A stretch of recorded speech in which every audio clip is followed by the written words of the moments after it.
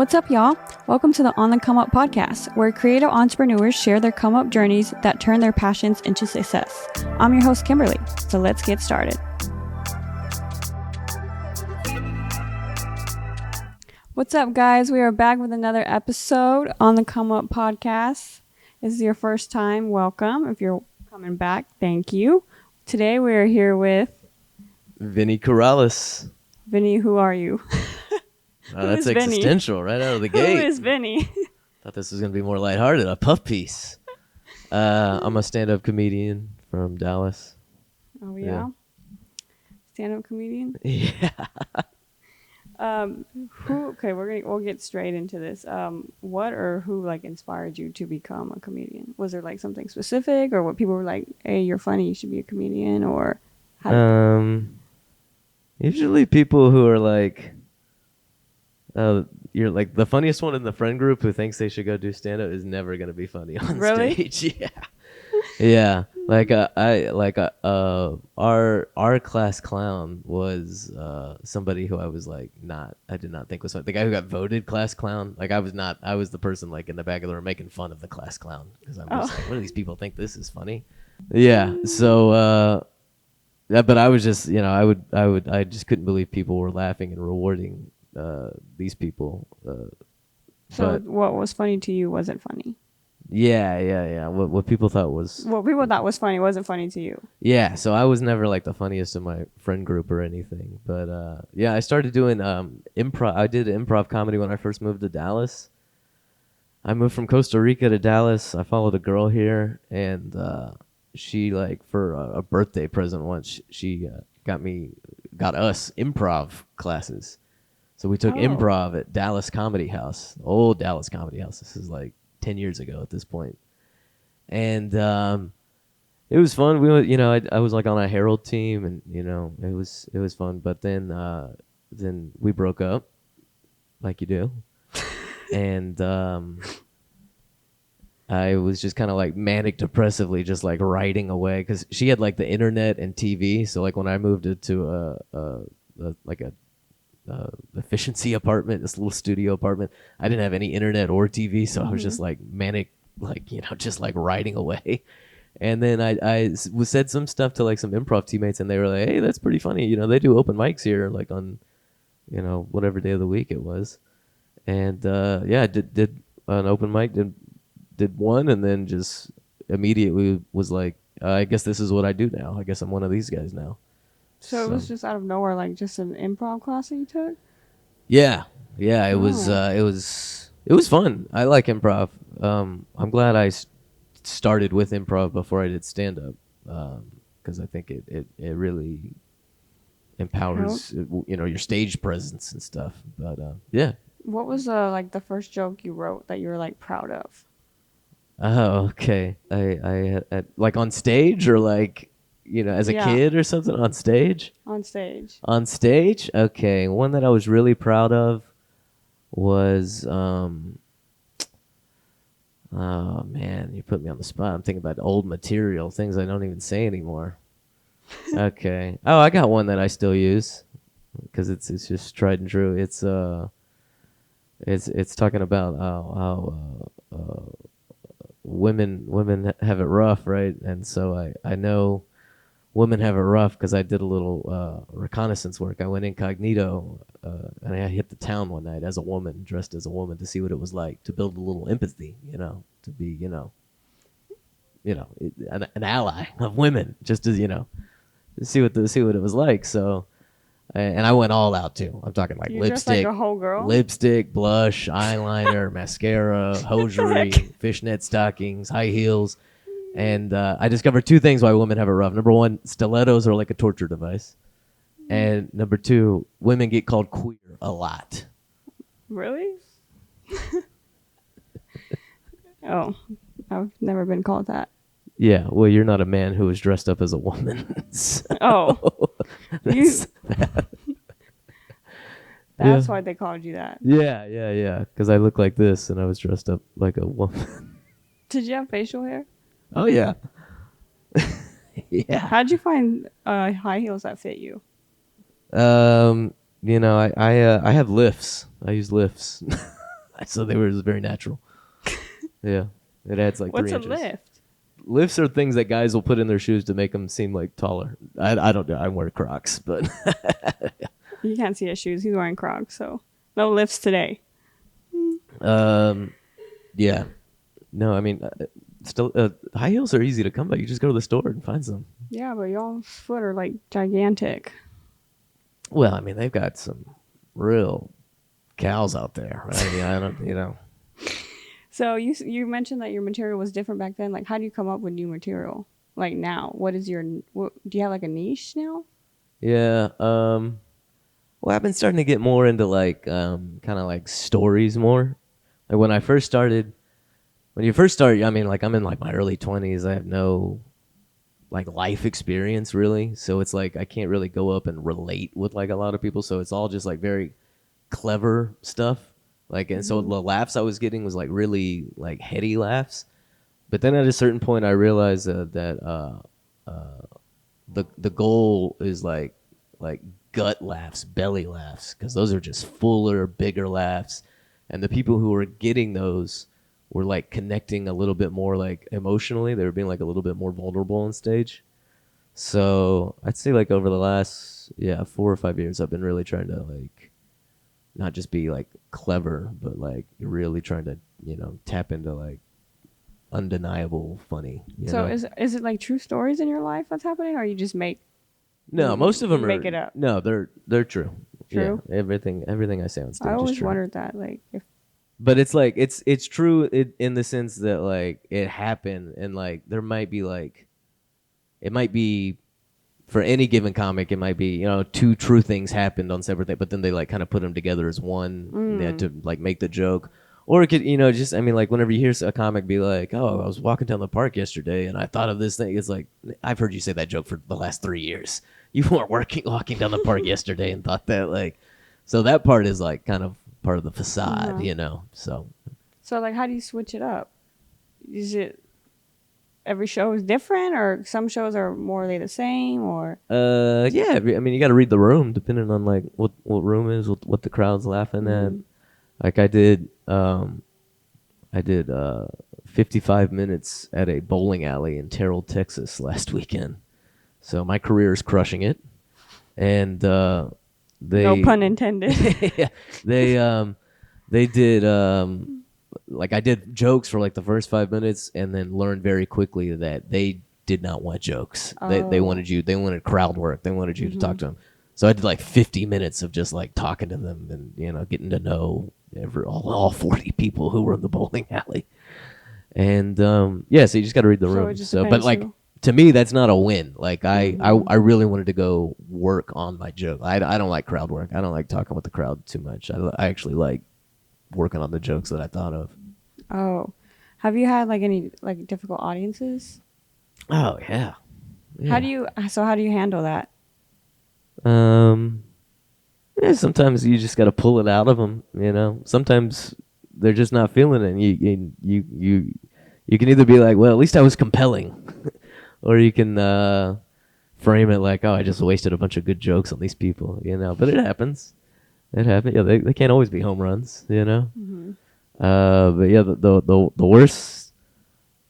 I don't know. We had like last month we had 2 Nazis in the crowd, and they that one got a little tense. So that was a tense room. Is there was a black dude that went up before me, and he said something to the effect of like white power not looking good on people or something like that. I forgot what his joke was. And then the guy, and everybody was having a good time, but then the guy, he was in the middle of the table, he was like, well, we'll agree to disagree. And then immediately everybody was just like, I think there's a white supremacist in the room right now. The whole vibe shifted. That comic couldn't win them back. I go up right after that. And so like the room is like tense already, And these are like, I mean, they had like SS tattoos. They were like, I'm not just like saying that they, voted Trump. I'm saying they were actual like Nazis. They had the ink to prove it. Yeah, so it took me a while to like try to win them back. But even right out of the gate, like I had to just immediately acknowledge the room and be like, seemed like everybody was having a good time until these guys outed themselves as white supremacists. And then that, like, sometimes it's just like being self-aware and acknowledging the room and the absurdity in the room can help like get a crowd back. Mm-hmm. Like if something happens in the room and you don't say anything about it, people are just like wondering like, did he see that? Like, is he going to say something about that? So if you like gloss over it, that's a risk. So yeah, you gotta mention it. But I ended up walking the two of like they were there on a double date, and all four of them left by the end of my set, and so like I walk out and they're like the four of them, the girls are getting in an argument with the guys, and the one girl, she's like, "This is why I can never go out with you people. You always do some stuff like this," and so she was like getting super upset, and somebody said somebody got slapped. I didn't see it because I went to go tell everybody that it was that those people were still outside. And then when I came back, like her little like hula thing was like down on the ground, and she was like crying on the curb. I don't know what happened. I didn't see what happened, but Oh my it was gosh. tense. Do they all get It was tense. dangerous And like then that? the girl was like, "Oh," because then the guy was like, he's laughing at us. Don't you know he's laughing at us?" And she's like, "You can't tell me what I can't laugh at a comedy club." And she was, so it was a tense night for sure. Are they all crazy like that? No, those are outliers. Those are outliers. Yeah, usually it's a good crowd, you know. But Yeah. Do you talk about like certain topics that draw you to the comedy? uh, just Or is it just like whatever? it's whatever. It's whatever I'm feeling. It's whatever I'm living. It's whatever experience I had recently that I was like, oh, that could be funny. I wonder if I can like find a cherry on top or a punchline, like a destination to take it to. But yeah, I don't have like a certain. I'm not like you know. What do you like prepare? Like, or is it just out of the blue? Oh, I prepare. You prepare? Yeah, oh yeah, for sure. Like I've got an order in which I want to do my chunks. And I practice it all the time. Like I do several shows a week, so you're always preparing because it's always there's always another show to prepare for. So you're always working on new stuff and getting ready. Yeah. So do you like recite it? Would you recite it to yourself like out loud, or is it just something you would just read over? The way I'll do it is like I might have like a topic or like a keyword that I want to like write about, and then I'll like write that in my phone, and like I'm not out there like writing like essay and then reciting my essays and like performing in the mirror and stuff. You can always kind of tell the comics who like do that because it's very like scripted. It doesn't seem very like natural or like fresh. It just seems like very rehearsed. So like I just like to kind of like have beats that I want to get to, but then like in between those beats, whatever words I use, I mean that's subject to change, Just depending like on the crowd. on the crowd, on how I'm feeling, on what the show needs. And how long are your sets usually? Well, this one I got coming up at the Addison Improv is an hour. That's I'll do a few hours a year, but yeah, 15, 20 minutes usually, like in the city, just bouncing around, from Do you show have to a show. Do you have a preference, like shorter or longer? I well, like if I'm featuring, like if I'm like at the Addison Improv and I'm like featuring for like a headliner who's like from New York or LA or something, and I'm only doing 20 or 25, it's nice because you're like in the sweet spot, and it's 2025, so you're just giving them all the hits, and that's fun. Headlining is fun too because you get a longer time to like work on maybe some newer stuff, and you get more opportunity for like the audience to like trust you so you can get away with some other stuff. And but like a lot of times when you headline too, it's like that's when the checks drop too, so there is like a moment during the show when everybody's just paying attention to like the $12 Bud Lights that they just bought. Does that ever get distracting? Like when you're on stage? I mean, at the beginning it kind of did, yeah, but now you just plow through. Oh, okay. And how long have you been doing this, you said? Like 9 years. 9 years. And you've shifted like your comedic stories or from the beginning? Because you said you didn't have that much experience. Yeah.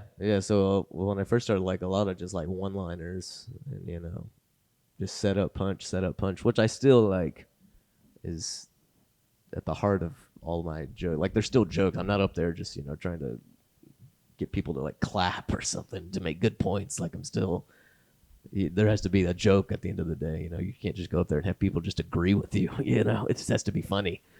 So If people don't laugh, do you like feel a type of way? Or are you past that?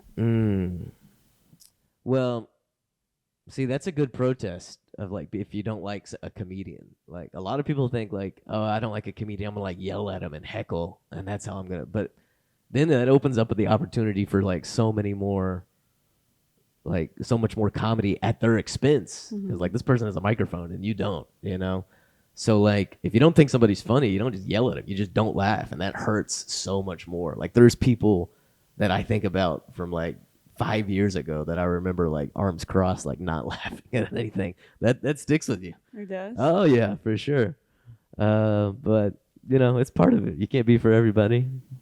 Yeah, what are your thoughts on like the fine line between edgy humor and like the offensive content?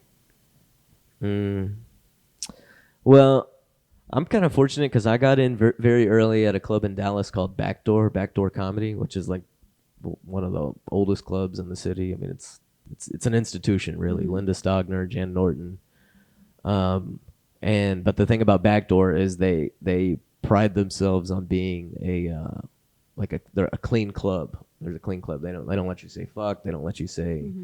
They don't like sex acts. They don't like bodily discharges. I mean, there's a whole list of things they really don't like you to say, and a lot of comics have a problem with that because they get they look at Backdoor a certain way because you have to be clean, and mostly they're just upset because they're not getting booked there, to be honest, because they can't write clean. And the thing about clean is that it actually makes you a better writer because you now that you have a box, like where the edge is, now you know how to be edgy. Now I know there's the edge right there. I can get as close to there without going over, and so I don't know, edgy comedy is like perfectly fine, but I like it done. I don't just like shock value comedy, like just sometimes people just rely on saying like a cuss word and that's the joke. Like, the joke wouldn't be funny if they weren't like, oh fuck at the end or something, and it was just like, oh, okay, I see what you mean. It's like that joke doesn't stand on its own unless they cuss, and it's like I like jokes that kind of stand on their own with also you not realizing that they're clean or dirty. So like, just like universal, So I don't know. I don't have a problem with edgy, but if anybody's making people laugh, like that's all that matters. So I don't care. Do you have a favorite comedian? Bill Cosby. Let's be for real. Let's be for real here. I liked Fozzie Bear a lot from the Muppets. I don't know who that is. You don't know the Muppets? Cooper, you know the Muppets? Yeah, Fozzie Bear. He was the bear. He'd say waka waka. He'd wear a hat, tie. He was like not funny, but that's what's fun. A comedian that's not funny is by definition funny, So yeah, I mean, so you don't like anyone like Kevin Hart? Kevin Hart is a good businessman. Yeah, he does a lot of different stuff. Yeah. You don't think he's funny though? Do I? I mean, no, not really. I like Kevin Hart. I don't know. I believe you. I don't knock him. Like, anybody out there making it work, I'm not knocking on him for sure. But yeah, I don't know. So there's not like someone where you just like watch their stand-ups or anything? I mean, well, it's also this thing too. Like, when you do it enough, you kind of get jaded to the whole process of it. So like, whenever I watch like a special or something, I'm just kind of like dissecting it and like thinking about the behind the scenes of like, oh, I know how you got to that act out. I know what it took to get to that turn. Like, I'm just kind of, I think I'm too deep now to just like kind of sit back and objectively just be like, Well, that's the thing too, because a lot of people think comedy is subjective. What do you think? Is comedy subjective? I think with comedy, it's like hit or miss. Exactly. It's objective, and that's why it's like it's not an art or a science. It's a craft. So like people that I don't think are funny, I go into a room and they're killing. Like, I'm wrong. They are funny objectively in that moment. They are funny. You know, they might not be funny the next weekend. That might just be a once in a lifetime thing. But for that moment in time, you cannot say they weren't funny. They were funny. Like, it's either a yes or a no. So like people are just laughing at the jokes or they're not. So there's no, you know, this guy used to be funny or this person. You know, it's. Do you think you're funny like outside of stand-ups? Like in like everyday life? Do I think I'm funny? I find myself in a lot of like funny situations, but I don't think I'm like the funniest one in my group of people like I hang out with, or even like that I grew up with, you know. But I like to save it for the stage, you know. I like to save all my funny for nighttime. Are you someone who like laughs at your own problems? Like if something goes south in your life, is it like funny to you? Well, yeah, it is.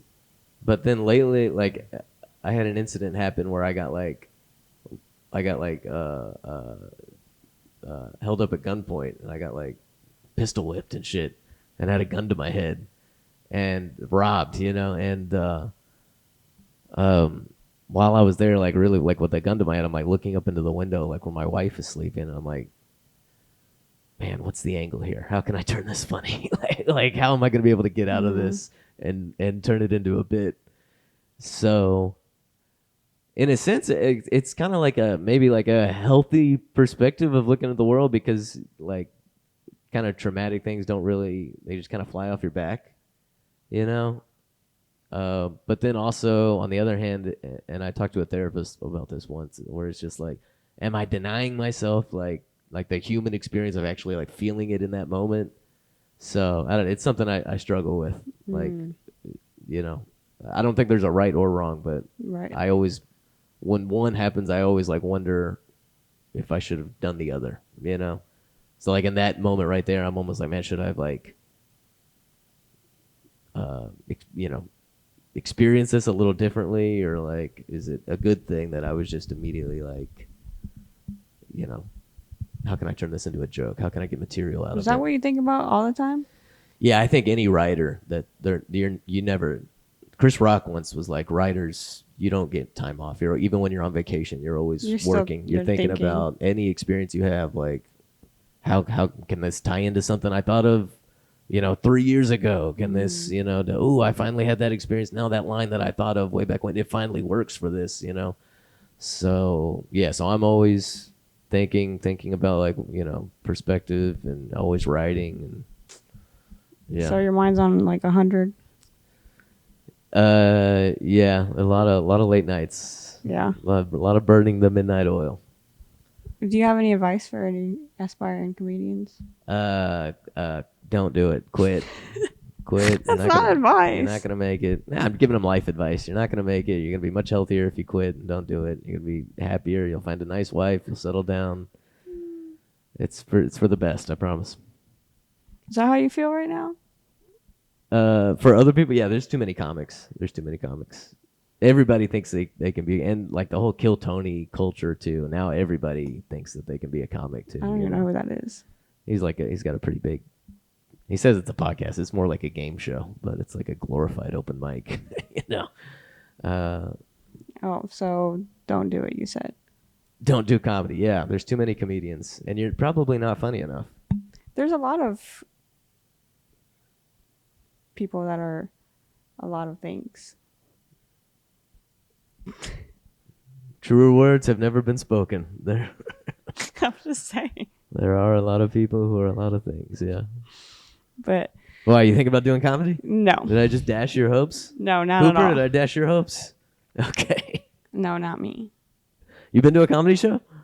Probably like 2, maybe. Okay, so about a third as many shows of Drake shows you've been to. Yeah. Yeah. Who were you go? You saw Kevin Hart? No, I've always wanted to see Kevin Hart, but I Oh, never okay. saw Kevin Hart. Now I just went to some local comedy club here. Nice. In Fort Worth? Yeah. They got 2 nice ones. The Fort Worth Hyenas is really nice, and there's one that just opened last month, Big Laugh. They're both in Sundance Square. Beautiful, beautiful venues. Yeah. I You know. like go down into a basement. And Yeah. that's the thing too. Is like the Kevin Hart at this point, he does like arenas. Oh yeah. And for me, like comedy is not meant to be seen in an arena. I would not have fun if I went to. I mean, it's for the performer. It's not for the audience. It's just purely like ego. Like that's the best comedy happens in comedy clubs. You know, Well, and then theaters are nice too, but I love clubs. Well, I went to one that was at a theater, but they took our phones away. Oh yeah, they do that at some clubs now too. I guess because.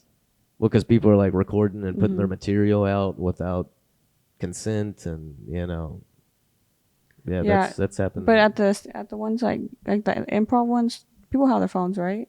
Because I don't think they put their phones away for It that. depends on the performer. It depends on the performer. okay. Like when Louis C.K. came back, he had they're called Wonder Bags, I think. Wonder Bags.